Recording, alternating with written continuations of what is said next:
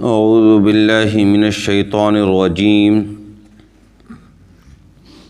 بسم اللہ الرحمن الرحیم واعبدوا اللہ ولا تشرکوا به شیئا وبالوالدین احسانا وبذی القربى والیتامى والمساکین والجار ذی القربى والجار الجنب والصاحب بالجنب وابن السبیل وما ملکت ایمانکم ان اللہ لا يحب من كان مختالا فخورا الذين يبخلون ويأمرون الناس بالبخل ويكتمون ما آتاهم الله من فضله وأعتدنا للكافرين عذابا مهينا والذين ينفقون أموالهم رياء الناس ولا يؤمنون بالله ولا باليوم الآخر ومن يكن الشيطان له قرينا فساء قرينا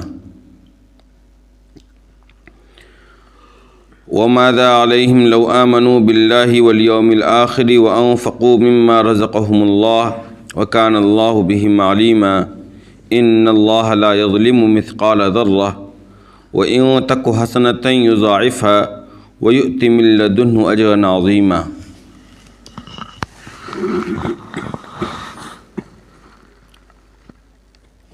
اور تم لوگ اللہ کی عبادت کرو، اس کے ساتھ کسی بھی چیز میں کسی کو بھی شریک نہ ٹھہراؤ، اور والدین کے ساتھ حسن سلوک کا معاملہ کرو، اور رشتہ داروں کے ساتھ، یتیموں کے ساتھ اور مسکینوں کے ساتھ اور قریبی پڑوسی کے ساتھ اور دور کے پڑوسی کے ساتھ اور اس شخص کے ساتھ بھی جس کے ساتھ تمہارا ساتھ تھوڑی دیر کا ہو، عارضی ہو، اور راہگیروں کے ساتھ بھی، اور ان لوگوں کے ساتھ بھی حسن سلوک کا معاملہ کرو جو تمہارے ماتحت رہتے ہیں۔ بے شک اللہ تبارک و تعالی پسند نہیں کرتا ہے کسی بھی ایسے شخص کو جو اترانے والا، شیخی بازی کرنے والا ہے، جو بخل کرتا ہے اور لوگوں کو بھی بخل کا حکم دیتا ہے، اور اللہ تبارک و تعالیٰ نے اس کو جو اپنے فضل سے عطا کر رکھا ہے اس کو چھپاتا ہے، اور ہم نے ہر ناشکرے کے لیے ایک ایسا عذاب تیار کر رکھا ہے جو ذلت آمیز ہے۔ اور وہ لوگ جو اپنا مال لوگوں کو دکھلانے کے لیے خرچ کرتے ہیں، حالانکہ اللہ اور قیامت کے دن پر ان کا ایمان نہیں ہے، اور جس شخص کا دوست شیطان ہو وہ یقیناً برا ہی دوست ہے، اور ان کو کیا ہو گیا ہے اگر وہ ایمان لے آتے اللہ پر اور آخرت کے دن پر، اور اللہ نے جو ان کو دے رکھا اس میں سے خرچ کرتے ہیں، اور اللہ تبارک و تعالی ان کے بارے میں تمام معلومات رکھتا ہے۔ بے شک اللہ تبارک و تعالی ذرہ برابر بھی ظلم نہیں کرتا ہے۔ اگر کوئی نیکی ہو تو اللہ تو اس کو کئی گنا بڑھا کر دیتا ہے، اور خاص طور پر اپنے پاس سے بڑا اجر عطا کرتا ہے۔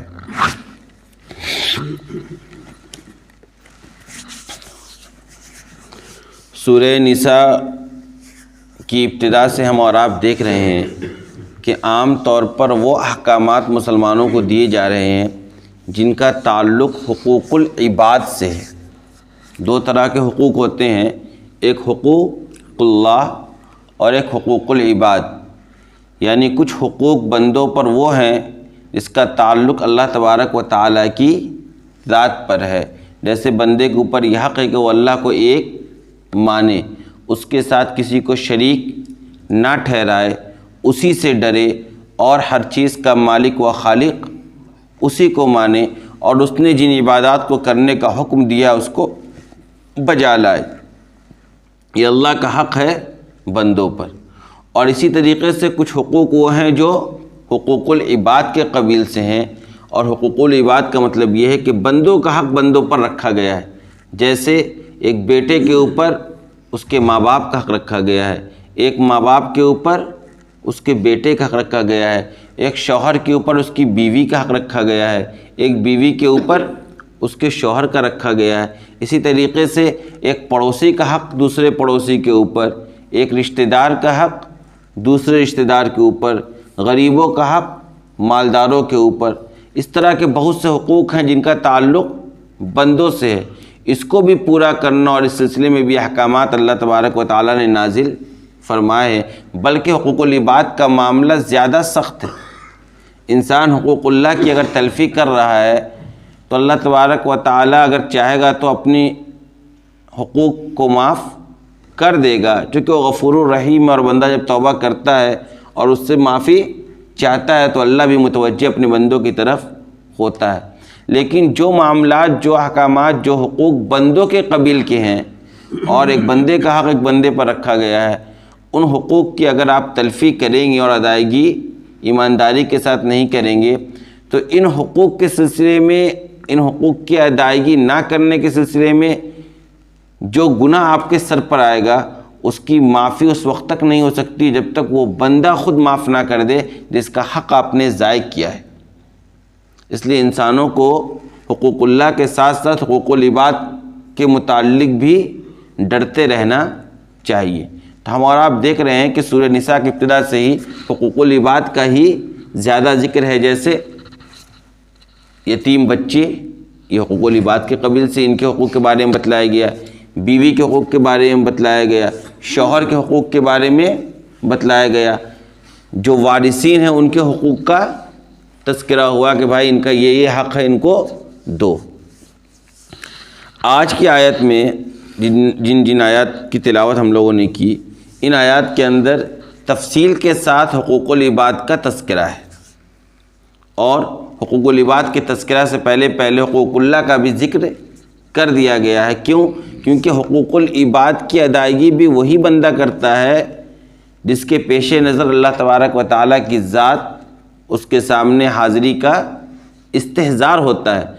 ایک انسان کسی انسان کے ساتھ اچھا معاملہ کرے تو دو ہی صورت ہو سکتی ہے، یا تو آپ زبردستی کروا لیں اس سے، یا یہ کہ اس کے دل میں اس کے حق کے تئیں اہمیت اور فضیلت ہو، اور جس رب نے اس کو یہ حکم دیا اس کا استحضار اس کے ذہن و دماغ میں ہو، اور وہ سمجھے کہ میرے رب کی رضا چونکہ ان بندوں کے حقوق کی ادائیگی میں، اس کو پیش نظر رکھ کے جب بندہ اپنے دوسرے بندوں کا حق ادا کرتا ہے تو اللہ تبارک و تعالیٰ کی نظر میں محبوب اور پسندیدہ بن جاتا ہے۔ سب سے پہلے کہا دیکھو اللہ کی عبادت کرو، وَاعْبُدُوا اللَّهَ، اللہ کی عبادت کرو۔ اللہ کی عبادت کرنے کا مطلب یہ ہے کہ اللہ کو ایک مانو، اللہ کو ہر چیز کا خالق اور مالک جانو، وَلَا تُشْرِكُوا بِهِ شَيْئًا، اور اس کے ساتھ کسی بھی چیز کو شریک نہ کرو۔ یعنی ایک تو اللہ کو ایک مانو، جو عقائد ہیں اللہ کے متعلق اس میں پختہ رہو، پھر جن احکامات کی کرنے کا، جن عبادات کے کرنے کا اللہ نے حکم دیا ہے، نماز پڑھنے کا، روزہ رکھنے کا، زکوٰۃ کی ادائیگی کا، اور جتنے بھی حقوق اللہ کے قبیل سے احکامات ہیں ان کو ادا کرو، اور اس کے ساتھ ساتھ اللہ کے ساتھ کسی کو بھی شریک نہ ٹھہراؤ۔ کسی کو بھی شریک نہ ٹھہرانے کا مطلب یہ کسی بھی چیز میں اللہ تبارک و تعالیٰ کا کوئی ساجھی نہیں ہے، کوئی شریک اور کوئی ساتھی نہیں ہے، نہ اللہ کی ذات میں، نہ اللہ تبارک و تعالیٰ کی کسی بھی صفات میں۔ یہ عقیدہ ہمیں اور آپ کو رکھنا چاہیے کہ ہر چیز کو کرنے والی ذات کون ہے؟ اللہ تبارک و تعالیٰ کی ذات ہے۔ وَلَا تُشْرِكُوا بِهِ شَيْئًا وَبِالْوَالِدَيْنِ إِحْسَانًا۔ اب حقوق العباد کا تذکرہ ہو رہا ہے۔ سب سے پہلے حقوق العباد میں تذکرہ کیا گیا والدین کا، کہ والدین کے ساتھ حسن سلوک کرو۔ دیکھیے حقوق اللہ کے بعد سب سے پہلے حقوق العباد میں جس بندے کا تذکرہ کیا گیا اور جس کے حقوق کا ذکر کیا گیا وہ ہیں والدین۔ اللہ تبارک و تعالیٰ نے قرآن کریم میں اس کے علاوہ بھی کئی جگہوں پر جو حکم دیا ہے، تو اپنی عبادت کے بعد سب سے پہلا جو حکم دیا ہے وہ دیا ہے والدین کے ساتھ حسن سلوک کرنے کا۔ تو دیکھیے دو چیز یہاں پر قابل غور ہے۔ ایک تو یہ ہے کہ حقیقی طور پر اور اصل یہی ہے کہ انسان کے اوپر جتنے بھی انعامات اور احسانات ہیں وہ اللہ تبارک و تعالیٰ کی طرف سے ہے نا۔ اللہ نے ہمیں تمام نعمتوں سے نوازا ہے، لہذا اس کے شکرانے کے طور پر ہم اس کی عبادت کرتے ہیں۔ لیکن ظاہری طور پر آپ دیکھیں گے تو یہ ساری نعمتیں جو آپ کو حاصل ہیں اس کا ذریعہ آپ کے والدین ہیں۔ ہے کہ نہیں ہے؟ ظاہری طور پر پیدائش ہوئی والدین کے وطن سے ہوئی، پیدائش کا ذریعہ کون بنا؟ والدین بنا۔ آپ کی پرورش ہوئی، آپ کی نشو و نما ہوئی، آپ کی تعلیم و تربیت ہوئی، آپ کو اس قابل بنایا گیا کہ آپ 4 لفظ بول سکتے ہیں، 4 پیسہ کما سکتے ہیں، 4 لوگوں کے کام آ سکتے ہیں، اپنے رب کو پہچان سکتے ہیں۔ ان ساری چیزوں کے پیچھے کس کا دخل ہوتا ہے؟ کس کی محنت ہوتی ہے؟ والدین کی ہوتی ہے۔ لہذا ظاہری طور پر آپ کی پرورش کون کرتا ہے؟ رب العالمین تو اللہ تبارک و تعالیٰ کی ذات ہے۔ حقیقی معنوں میں سارے جہان کا پرورش کرنے والی ذات کون ہے؟ اللہ تبارک و تعالیٰ کی ذات ہے۔ لیکن ظاہری طور پر پرورش کون کرتا ہے ہماری اور آپ کی؟ ہمارے اور آپ کے والدین ہی کرتے ہیں۔ اسی وجہ سے ہر جگہ آپ دیکھیں گے کہ وَاعْبُدُوا اللَّهَ کے بعد وَبِالْوَالِدَيْنِ احسانہ کا ذکر آئے گا کہ اللہ کی عبادت کرو، اور پھر اس کے بعد تمہارا کیا کرنا ہے؟ تمہارا دوسرا کام کیا ہے؟ والدین کے ساتھ حسن سلوک۔ دیکھیں لفظ احسان کا لفظ استعمال کیا، یہ نہیں کہا گیا کہ والدین کی خدمت کرو یا والدین کی فرمانبرداری کرو یا والدین کی بات مانو، بلکہ احسان کا استعمال کیا گیا۔ اس کا مطلب یہ ہے کہ ہر وہ کام جو بہتر ہے والدین کے لیے وہ آپ کو کرنا ہے، جیسے والدین کی بات ماننا، والدین کی بات ماننا۔ اگر والدین کو جسمانی خدمت کی ضرورت ہے تو جسمانی خدمت دینا، اگر والدین کو پیسے کی ضرورت ہے، ان کے خرچے کی ضرورت ہے تو اس کو بھی پورا کرنا۔ والدین کے جو دوست و احباب ہیں ان کے حقوق کی بھی رعایت کرنا۔ والدین کے ساتھ گفتگو میں، والدین کے ساتھ معاملات میں اخلاق حسنہ کو پیش کرنا، یعنی جو بھی بہتر کام ہو سکتا ہے زندگی کے اندر کہ بھائی فلاں آدمی نے فلاں کے ساتھ بہت اچھا معاملہ کیا، ہر وہ اچھا معاملہ آپ کو اپنے والدین کے ساتھ کرنے کا حکم دیا گیا ہے۔ آ رہی بات سمجھ میں؟ انسان کا نظریہ یہ ہوتا ہے کہ وہ اپنے بچوں کے ساتھ اچھا کرنا چاہتا ہے، لیکن اس طرح کی اچھائی وہ اپنے والدین کے ساتھ نہیں کرنا چاہتا۔ یہ فطری طور پر انسان کے اندر یہ خرابی پائی جاتی ہے۔ دیکھا جاتا ہے آپ کا بچہ بیمار ہو جائے آپ تڑپ جائیں گے، لیکن والدہ بیمار ہے گاؤں سے فون کر رہی ہے، آپ کے اندر وہ تڑپ نہیں دکھتی ہے۔ آ رہی بات سمجھ میں؟ حالانکہ بچوں سے زیادہ حق کس کا ہے؟ والدین کا ہے۔ کہاں دیکھیے آپ اندازہ لگائیے، اللہ نے اپنی بات سب سے پہلے والدین کو ذکر، اتنے بندے ہیں دنیا کے اندر، بھائی کا، بہن کا، بیٹا کا، بیوی کا، شوہر کا، دنیا کا، زمانہ کا تذکرہ نہیں کیا۔ سب سے پہلے کس کے بارے میں کہا؟ کہ والدین کے ساتھ حسن سلوک کرو۔ اور آج سب سے زیادہ نافرمانی والدین کے ساتھ ہی کی جاتی ہے۔ یہ انتہائی افسوسناک رویہ ہے دنیا کا، یہ انتہائی انسانیت کا سب سے افسوسناک پہلو ہے کہ اس کا تعلق اس کے والدین کے ساتھ بہتر نہیں ہے۔ ہمیں اور آپ کو اس پہ ضرور غور کرنا چاہیے۔ اس کے بعد کہا وہ بذی القربیٰ، اور کس کے ساتھ تمہیں احسان کا معاملہ کرنا ہے؟ رشتہ داروں کے ساتھ، خواہ وہ آپ کے قریبی رشتہ دار ہوں، آپ کے وارث بنتے ہوں، خواہ آپ کے وہ دور کے رشتہ دار ہو، ہر طرح کے رشتہ داروں کے ساتھ حسن سلوک کرنا چاہیے۔ حدیث میں آتا ہے کہ جس انسان کو رزق کے اندر اور عمر کے اندر برکت چاہیے، رزق کے اندر اور عمر کے اندر برکت چاہیے، تو وہ صلہ رحمی کا معاملہ کرے، وہ صلہ رحمی کا معاملہ کرے اپنے والدین کے ساتھ، اپنے بھائی بہنوں کے ساتھ، اپنے رشتہ داروں کے ساتھ، اپنے اعزا و اقارب کے ساتھ۔ ان کے ساتھ اگر آپ صلہ رحمی کا معاملہ کریں گے، حسن سلوک کے ساتھ پیش آئیں گے، ان کے حقوق کی ادائیگی کریں گے، تو اس کا آپ کو دنیا میں راست فائدہ یہ ہوگا کہ آپ کے عمر کے اندر بھی برکت پائی جائے گی اور آپ کے رزق کے اندر بھی برکت آئے گی۔ کا اس کے بعد والیتامى، یتیموں کے ساتھ بھی تمہارا معاملہ اسی طریقے کا ہونا چاہیے جس طریقے کے احکامات ہم نے قرآن کے اندر نازل کیے۔ ان کے مال میں خرد برد تمہیں نہیں کرنا ہے، ان کی پرورش تمہیں صحیح طریقے سے کرنی ہے، جب وہ بالغ ہو جائیں تو ان کا مال ان کے حوالے کر دینا ہے، اور کسی بھی ناجائز طریقے سے ان کے مال کو ہڑپنے کی کوشش نہیں کرنی ہے۔ والمساکین، اور جتنے ہی مسکین اور ضرورت مند حضرات ہیں ان کے ساتھ بھی آپ کا رویہ احسان کا ہونا چاہیے۔ آپ اگر کچھ دینے کی پوزیشن میں ہے دے دیجئے، نہیں دینے کی پوزیشن میں ہے نرم انداز میں ان سے معذرت کر لیجیے کہ بھائی میرے پاس ابھی آپ کو دینے کے لیے کچھ ہے نہیں، آپ بعد میں تشریف لائیں، اللہ نے اگر مجھے کچھ دیا تو میں آپ کو ضرور دوں گا۔ والجار ذی القربى والجار الجنوب، اور پڑوسیوں کے ساتھ، والصاحب بالجنب، 3 طرح کے پڑوسیوں کا ذکر کیا گیا کہ 3 طرح کے پڑوسی کے ساتھ آپ کو کیا کرنا ہے؟ حسن سلوک کے ساتھ پیش آنا ہے۔ آپ اندازہ لگائیں کہ پڑوسیوں کے حقوق کے سلسلے میں کتنا محتاط ہے اسلام، اور کتنا زیادہ اس کو اہمیت دیتا ہے کہ 3 طرح کے پڑوسیوں کا ذکر کیا ہے۔ 3 طرح کے والدین کا یا 3 کیٹیگری کسی اور کا اسلام نے نہیں کیا ہے، بلکہ 3 کیٹیگری کس کی ہے؟ پڑوسی. کہا والجار ذی القربہ، اس پڑوسی کا خیال رکھو جو انتہائی قریب ہے. کیا مطلب؟ جس کا گھر تمہارے گھر سے بالکل ملا ہوا ہے. آئی بات سمجھ میں؟ ایک تو اس طرح کے پڑوسیوں کا آپ کو خیال رکھنا ہے. والجار الجنوب، اور اس پڑوسی کا بھی آپ کو خیال رکھنا ہے جو آپ سے تھوڑا دور رہتا ہے، آپ کے گھر سے جس کا مکان دور ہے. ایک تو والجار ذی القربہ والجار الجنوب کی تفسیر یہ کی گئی ہے کہ ایک ان پڑوسی کا بھی خیال رکھنا ہے، ان پڑوسیوں کی حقوق کی ادائیگی کرنی ہے جن کا گھر بالکل آپ سے متصل ہے، اور ان پڑوسیوں کا بھی خیال رکھنا ہے جن کا گھر آپ سے تھوڑے فاصلے پر ہے. دوسری تفسیر کی گئی ہے والجار ذی القربہ والجار الجنوب سے کہ اس پڑوسی کا بھی خیال رکھیے جو پڑوسی کے ساتھ ساتھ آپ کا رشتہ دار بھی ہے، اور ان پڑوسیوں کا بھی خیال رکھیے اور حقوق کی ادائیگی کیجیے جو پڑوسی آپ کا صرف پڑوسی، آپ کا رشتہ دار نہیں ہے. آئی بات سمجھ میں؟ دونوں طرح کے پڑوسی کا خیال رکھنا ہے. ایک ان پڑوسی کا بھی خیال رکھنا ہے جو آپ کے رشتہ دار بھی ہیں، کسی نہ کسی طریقے سے کوئی رشتہ بھی ان سے آپ کا جڑتا ہے، اور ان پڑوسی کو بھی آپ کو خیال رکھنا ہے. ایسا نہیں کہ صرف ان پڑوسی کا خیال رکھیں جو آپ کا رشتہ دار ہے، باقیوں کو آپ چھوڑ دیجیے، بلکہ دونوں کا حق ہے.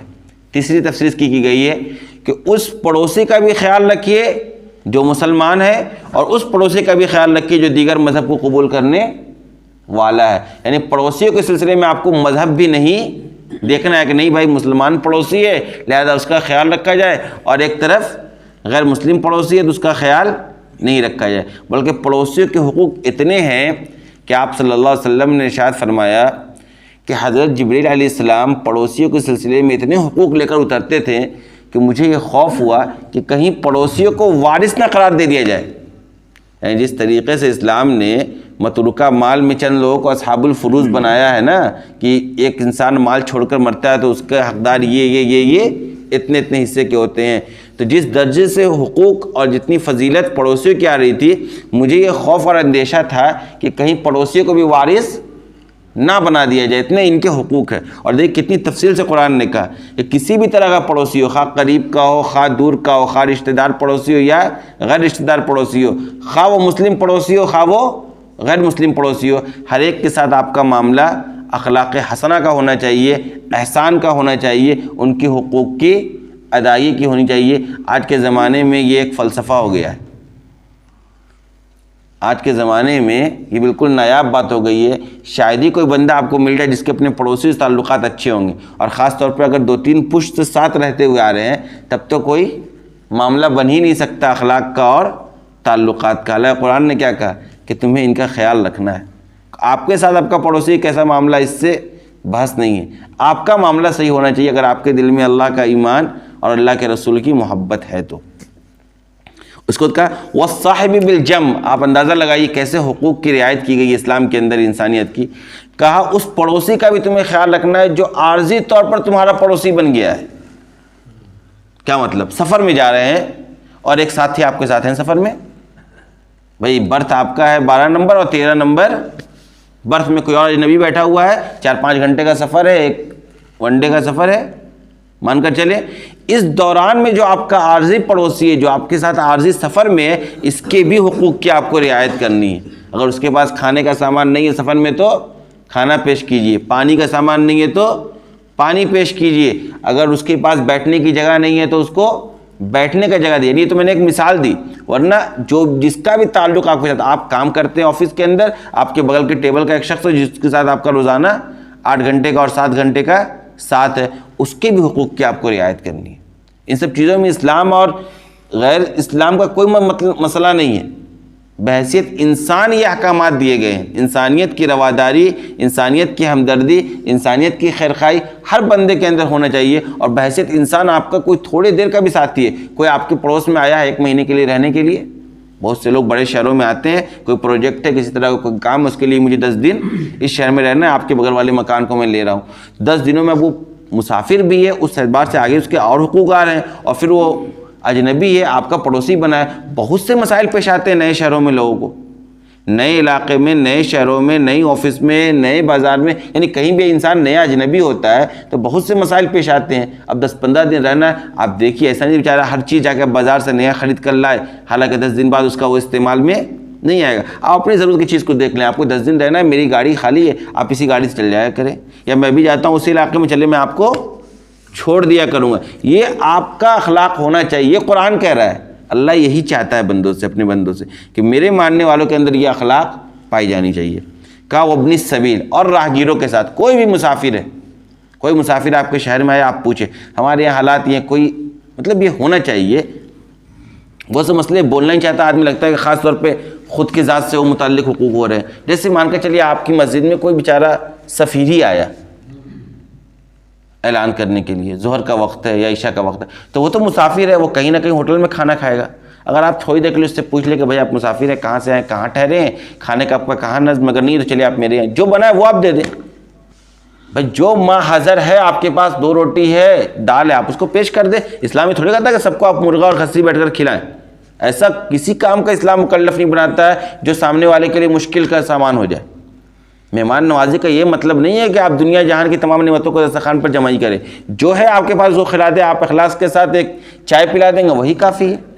تو لوگ آتے ہیں, کوئی پوچھتا نہیں. عشاء کے بعد, عشاء میں کوئی آ گیا تو لامحالہ اس کے رات کے سونے کا مسئلہ ہے, پوچھ لینے میں کچھ جا نہیں رہا, فلاں جگہ سوتے ہیں, آج کل ٹھنڈ کا موسم, پتہ نہیں آپ سفر میں کمبل لے کر آئے ہیں کہ نہیں آئے ہیں, مسجد میں اگر سو رہے تو بھائی لا کے کمبل آپ نے دے دیا. یعنی مسافروں کا حق بہت طرح کا ہے. آپ تھوڑی دیر پوچھ لیں. اسٹیشن پہ آپ بیٹھے ہوئے ہیں, ٹرین لیٹ ہو گئی, 4-5 گھنٹے ہو گئے, بہت سے بچے ہوتے ہیں پریشان ہو گئے, بہت سے لوگ طبیعت خراب ہوتی ہے, آپ کے پاس دوا ہے, دوا پیش کر دیں. بھئی آپ کو دوا چاہیے, پانی چاہیے, یا کوئی اور بھی ضرورت کی چیز ہے. یعنی یہ ایسا کام ہے کہ اگر آپ کریں گے تو آدھی دعوت یوں ہی پہنچ گئی. آدھی دعوت اپنے مانوس, اپنے اخلاق سے آپ یوں ہی کر دیں گے, اور یہ بہت اچھا موقع ہے. یعنی سفر سے بہتر کوئی موقع نہیں ہے, اور مسافروں کے ساتھ اخلاق کے پیش آنے سے بہتر کوئی موقع نہیں ہے اسلام کا پیغام پہنچانے کا. یعنی اتنا اچھا موقع ہوتا ہے, 7-8 گھنٹہ آپ کسی ساتھ سفر میں ہے, 1 رات سفر میں ہے, اس کو بھی کوئی کام نہیں ہے, آپ کو بھی کوئی کام نہیں ہے, بیٹھے ہوئے ادھر ادھر کی گپشٹنگ کرنے سے بہتر ہے, موبائل چلانے سے بہتر ہے کہ کچھ اس سے آپ گفتگو کرنا شروع کریں, کچھ انسانیت پر گفتگو کریں, انسانیت کے بعد جو مشترک مسائل اس پہ گفتگو کریں, اس سے آگے بڑھیں تو پھر آپ ان سے مذہب کے اوپر گفتگو کریں, اور آہستہ آہستہ اپنا پیغام آپ پہنچا دیں کہ میرے نبی نے یہ کہا بھائی مسافروں کے ساتھ بھی تمہارا حسن سلوک ہونا چاہیے, لہذا لیجیے, میں گھر سے چلا ہوں, 2 پیکٹ بسکٹ ہے, 1 پیکٹ آپ رکھ لیجیے. یہ سارا کام ہو سکتا ہے. آدھا سے زیادہ آپ دعوت کا کام اسٹیشن پر, ایئرپورٹ کے اوپر, ویٹنگ روم کے اندر کر سکتے ہیں, اور کرنے والے لوگ کرتے ہیں. اسی سے لوگ اتنا متاثر ہوتے ہیں کہ آپ اندازہ نہیں لگا سکتے ہیں.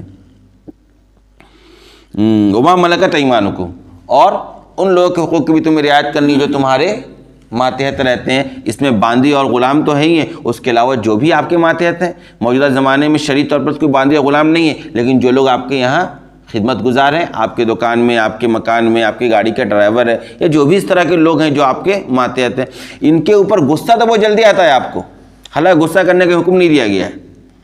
ان لوگوں کے ساتھ بد اخلاقی سے پیش آنے کا تو آپ کے اندر بہت زیادہ جذبہ ہے. فوراً آپ ناراض ہو جائیں گے, فوراً آپ غصہ ہو جائیں گے, فوراً آپ نکال دیں گے, پیسہ کاٹ دیں گے, یہ پایا جاتا ہے. لیکن حسن سلوک نہیں پایا جاتا. اس کا بھی حق ہے, اس کی بھی زندگی ہے, اس کے بھی بال بچے ہیں, اس کے پاس بھی, اس کو بھی چھٹی کی ضرورت ہو سکتی ہے, اس کے بھی مسائل ہو سکتے ہیں. ان تمام چیزوں کی رعایت آپ کو کرنی ہے. ان اللہ لا يحب من کان مختالا فخورا, کا دیکھو اللہ تبارک و تعالیٰ کسی بھی ایسے شخص کو پسند نہیں کرتا ہے جو ایک تو اترانے والا ہو, یعنی اپنے رنگ میں رہتا ہو, کسی کے حقوق کی رعایت ہی نہیں. کون ہے پڑوسی, آئے جائے, بہت سے لوگ ہم نے دیکھا, سمجھ گئے, اور شیخ باز بس اپنے آپ کو ہی قابل سمجھتا ہے دنیا کے اندر, نہ والدین سے پیار سے بات کرنے کو تیار ہے, نہ کسی پڑوسی کو منہ لگانے کو تیار ہے, اور مسافروں کو تو چھوڑ ہی دیجیے. اور عام لوگوں کی بات تو الگ ہے, اپنے والدین سے اس کے اخلاق بہتر ہے ہی نہیں ہے. کہ ایسے لوگوں کو اللہ تبارک و تعالیٰ پسند نہیں کرتا ہے. یہ کون لوگ ہیں, ان کے آگے تفصیل آ رہی ہے انشاءاللہ, پھر بات ہوگی. پھر وآخر دعوانا الحمدللہ.